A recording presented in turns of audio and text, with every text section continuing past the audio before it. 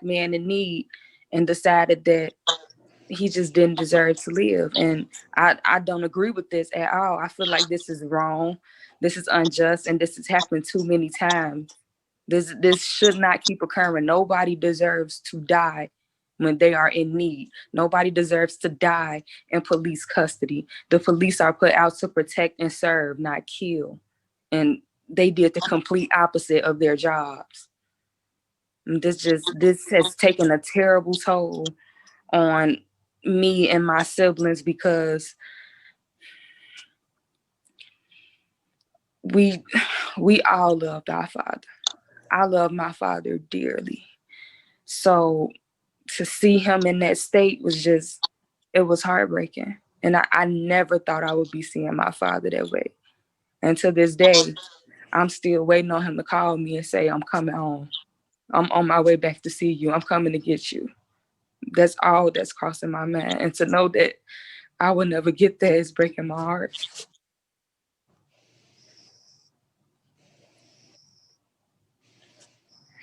Shira, it's been a rough couple of months. What has it been like going off to college without him, and how do you look forward without him? Going off to college without my dad was one of the hardest journeys I've ever been on. He didn't get to see me go on prom. He didn't get to come to my college trunk party. He didn't see me graduate, and he didn't get to take that ride with me and my mother and my brother.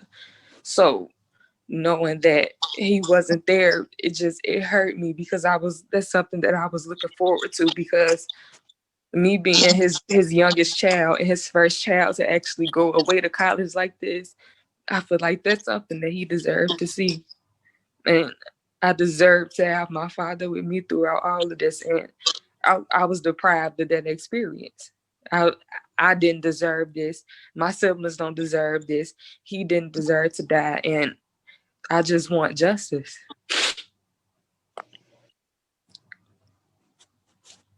Thank you. Why don't we take a couple questions from reporters? We've got some in the queue right now. The first comes from D. Babwin with a question about police policy in COVID. Let's activate that mic, please, and have one of the attorneys respond.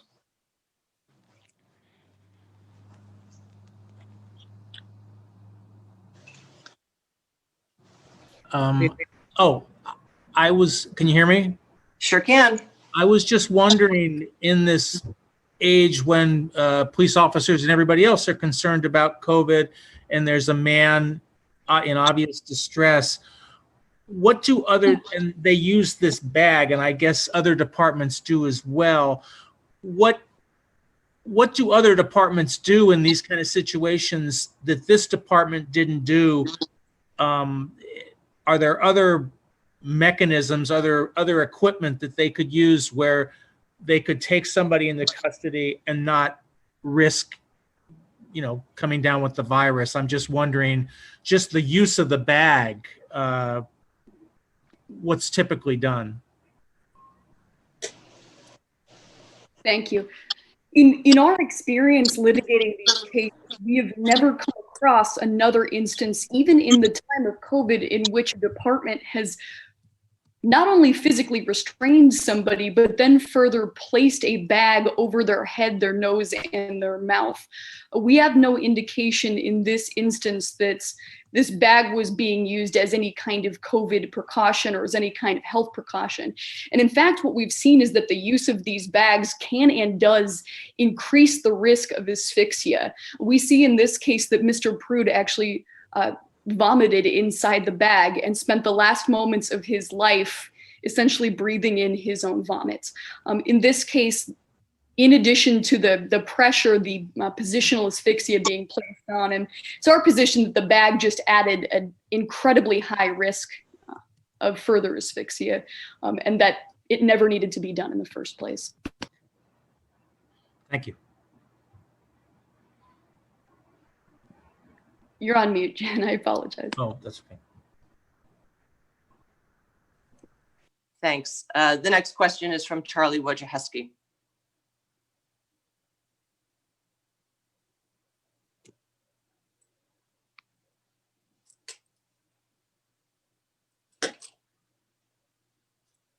Okay, we are having trouble getting his mic live, so let me please read the question. I'm back now. Can you hear me? Okay, terrific, please. To you. It's very much along the same lines as Don's question. We all watch the video. We see a man who's obviously in a situation.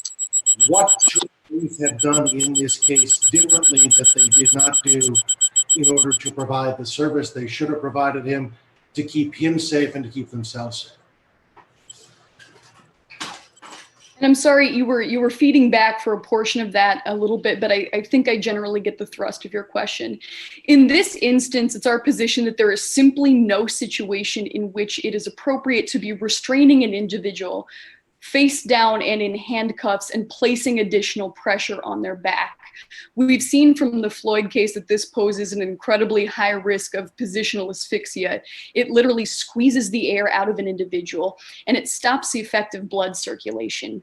In a situation like this one, in which there's an individual that seems to be having a mental health crisis like Mr. Prude, we think it's appropriate to use additional resources that are available. Rely on EMTs to make that first contact and to assess the individual's health needs. Attempt to talk to the individual. Use crisis intervention training to de-escalate the situation. In this situation, we don't see that. They put a bag over his head, pressed his face into the ground, and laughed at him. So we think that there were failures at nearly every step of the way in this process that could have been remedied by drawing upon other resources available to the Rochester Police Department.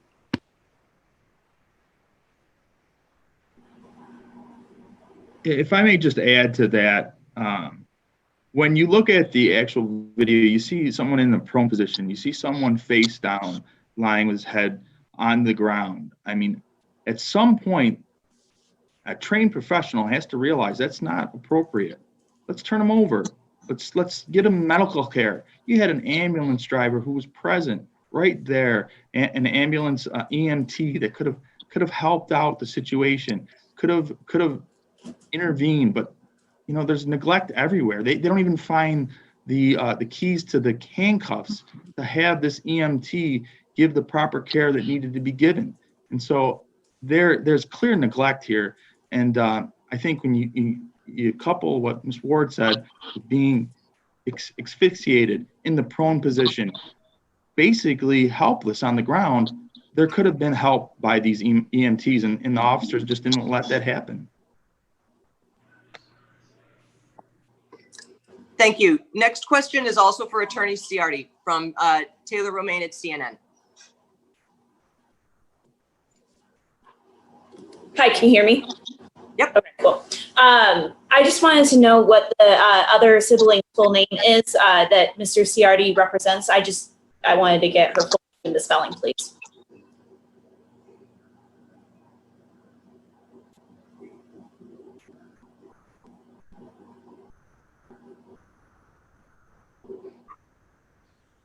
Yes, it's Janara Prude, J-U-N-E. Chaco at Channel 13 in Rochester. And this one is for Tashira.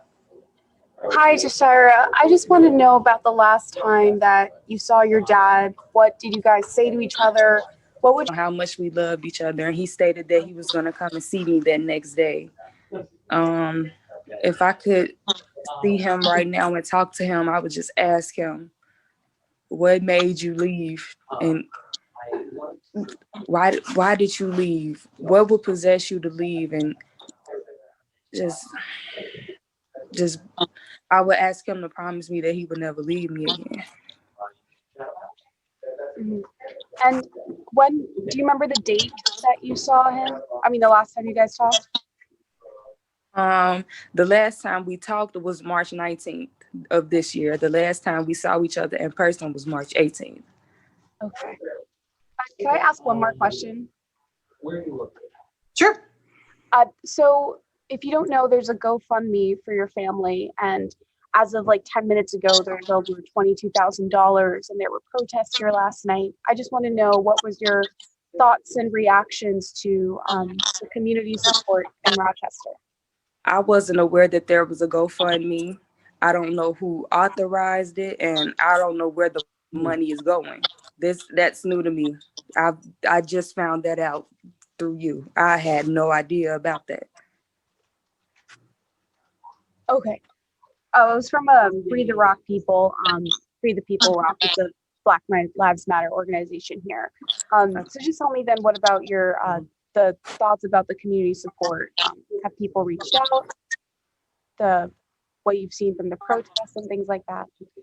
The community support is amazing, and that's exactly what we need. We need everybody to band together, of whether you're Black, white, Hispanic, Asian. If you support this cause, we just need you to come together and actually protest and get our voices heard, because if we're silent on this, nothing's going to change. And in the next few months, there's going to be another unarmed Black person killed by the police. This has to stop. So I'm happy that the community is stepping up, and I've also been receiving support from family and friends here in Tennessee, where I am, and in Chicago, in my hometown.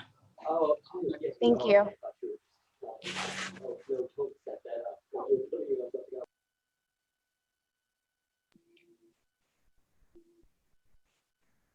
Jen, I don't think we were able to hear you there. Sorry, folks. Question is from Megan Hickey, and Nicolette, it will be for you about timing in the case. Hi, Megan Hickey from CBS Chicago. Can you guys hear me all right? Yes, we can.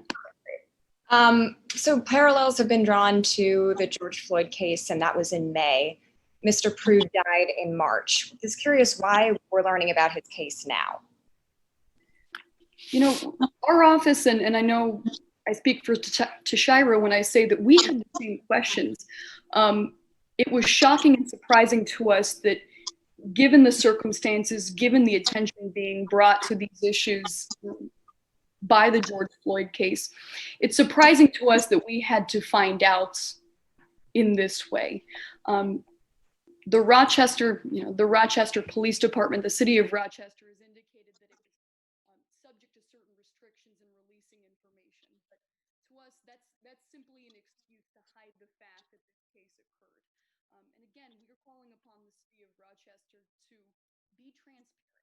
We're calling upon the city of Rochester to give out full information and to give the community the information that it needs about what happened, because these officers are still on the streets. And so we think it's time for the city of Rochester to make it right for hiding this case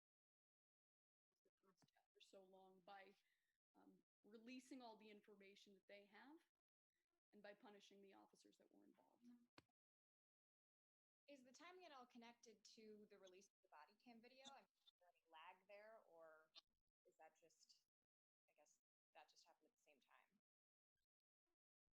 And if I could ask a follow-up, are you asking whether the release of the body camera footage is coinciding with the city's response to the case? Yeah. Yes, we aren't clear on why the city of Rochester hesitated for so long to release this body camera footage when this incident, as you touched on, occurred in March. We can't speak to the city's decision making on that, but we're in agreement that this was simply much too long a wait for a death as shocking and serious as Mr. Prude's. Thank you. I'd also like to add, I think those questions are best for the Monroe County District Attorney's Office, as well as the State Attorney General, Letitia James, and why nothing's happened since, Rochester Police Department, what's been going on for these months.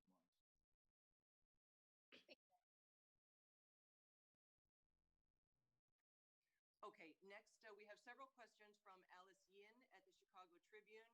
The attorneys can take first pass at them, but certainly some of them sound like Tashira may have a statement or two she might like to make as well. Tashira, can you go into detail about your quest for justice and how your family persisted in uncovering the details of your father's death? So I've actually had no say in anything that's been going on. As far as me and my siblings, we gathered our own attorneys and have been moving forward with the process as quickly as we can.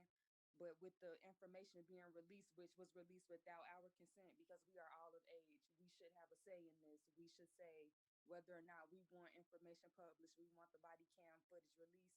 We didn't have a say in any of this. So Janera and I are the only ones who have attorneys. So we've been working with different law firms to get everything together. And that's as far as I've been going with this, because I personally didn't want everything to get out just yet until I had all the facts together, because it wasn't until yesterday that I actually knew the exact day that my father passed. I was told that he passed April 1st. So I'm just now finding out new information.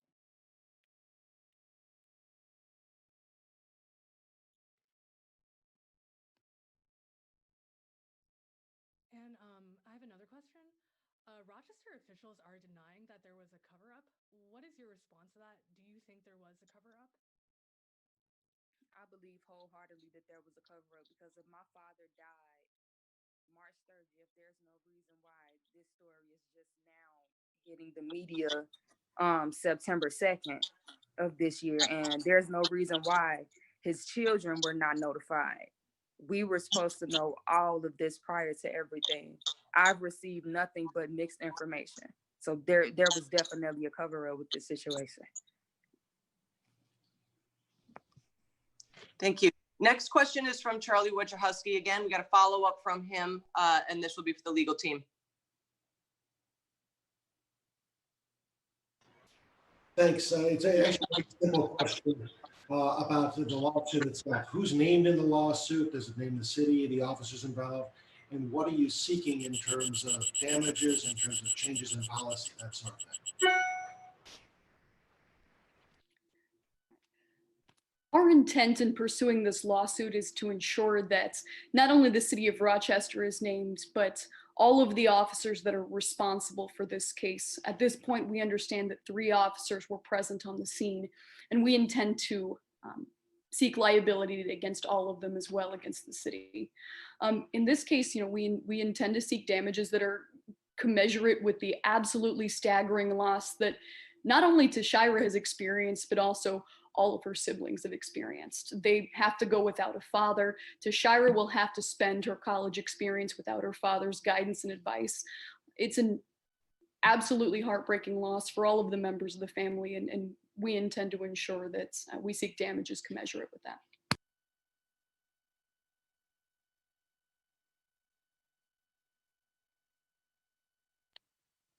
Thank you. We have a question from someone who comes up as anonymous, so I'm just going to go ahead and place the question. It is for Tashira. Just talking about what's the takeaway? What message do you have that you would like Rochester, Chicago, the country to know?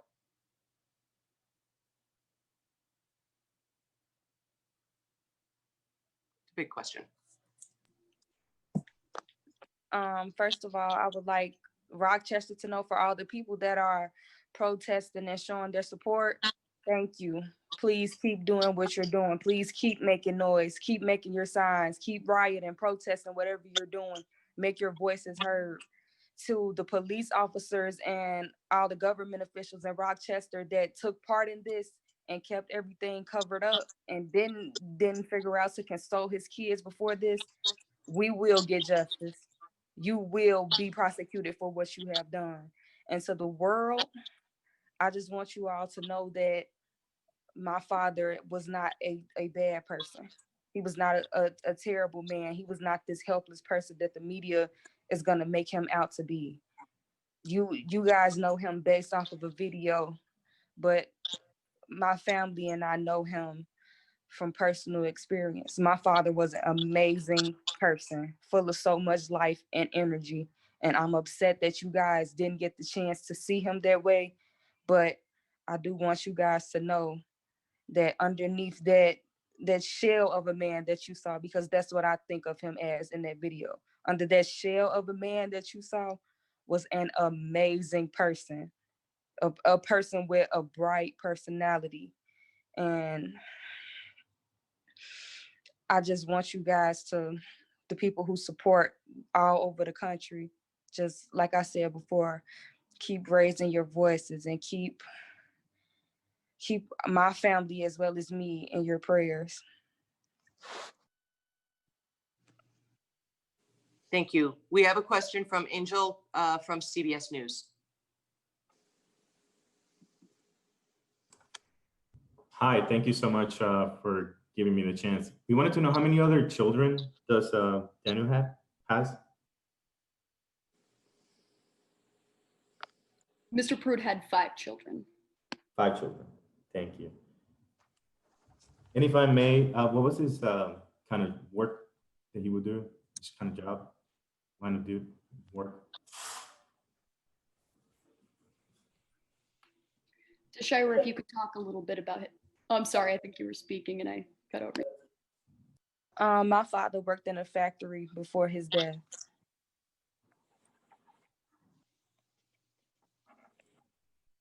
If I may, sorry, one more question. What are you going to miss the most about him?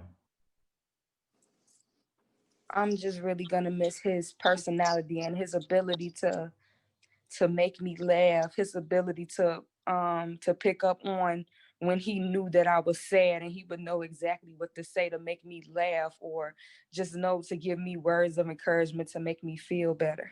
Because he's one of the main reasons why I'm away at college right now.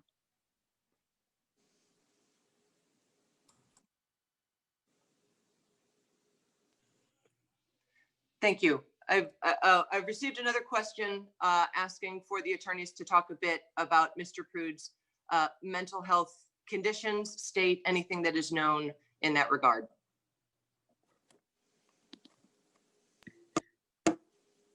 As Shira has touched on, Shira and his children did not know Mr. Prude to be a man that suffered from mental illness. However, from the video that we've seen, it's apparent that Mr. Prude needed help at the time of his death. It's apparent that what he needed was medical attention and that he needed simple human compassion. And that's unfortunately not what he received. And as we've said, part of the issue that we're seeing here, part of what led to Mr. Prude's death is the fact that asking for help in this country has become a death sentence where police become involved. And so we intend to seek through this lawsuit a change in the way that not just Rochester deals with mentally ill people, with people in crisis, but a change in the way that police handle those instances nationally.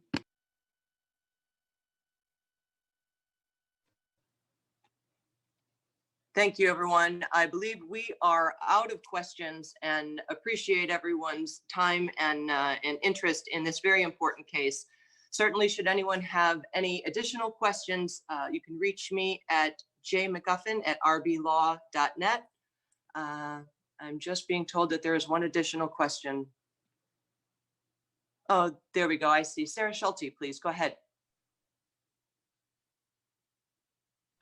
Hello, can you hear me? Sure can. Okay. Yeah, I just trying to find out exactly why Daniel left Chicago and what was he doing in Rochester. I know he's got family there. How long was he there? So from what I've heard about this, I've heard many different reasons as to why he left.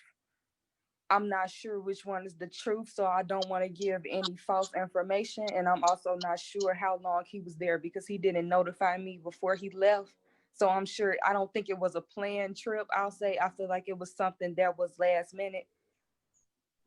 And if I can, our understanding is that Mr. Prude had been in Rochester fairly briefly, that he had left the city of Chicago very shortly before his death, and that he had been there a very brief time before his encounter with the Rochester Police Department. And it was because he has family in Rochester, which is why he went there? Yes, it's our understanding that he may briefly have spent some time with his family in Rochester before the incident that led to his death. And I have a follow-up to a question that was asked by Don and Charlie earlier about the bag over the head. I know you said in absolutely no instance should something like that be used. However, if it is part of their training, how do you answer that if they come back and say that that's part of their toolkit to subdue somebody? It's our position that training at police departments has to always put the safety of the citizens first. And we've seen in multiple instances that training that police officers are provided teaches them unsafe tactics. In situations in which we're seeing prone restraints, like we saw with Mr. Prude, like we saw with George Floyd, police have to be trained that this is an incredibly risky procedure and that they should not be taking any actions that increase the risk of asphyxia in this case. If the officers indicate that that's their training, then that's training that the city of Rochester has to be accountable for in this case. Thank you.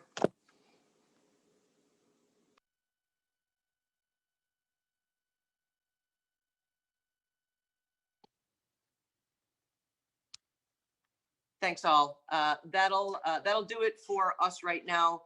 Certainly, should you have any questions later today or as this case progresses, you can direct them to me at jmcguffin@rblaw.net, and we will be happy to provide you with additional information. Thank you so much, and thank you to Shira for taking the time to share your story today. No problem. Thank you all.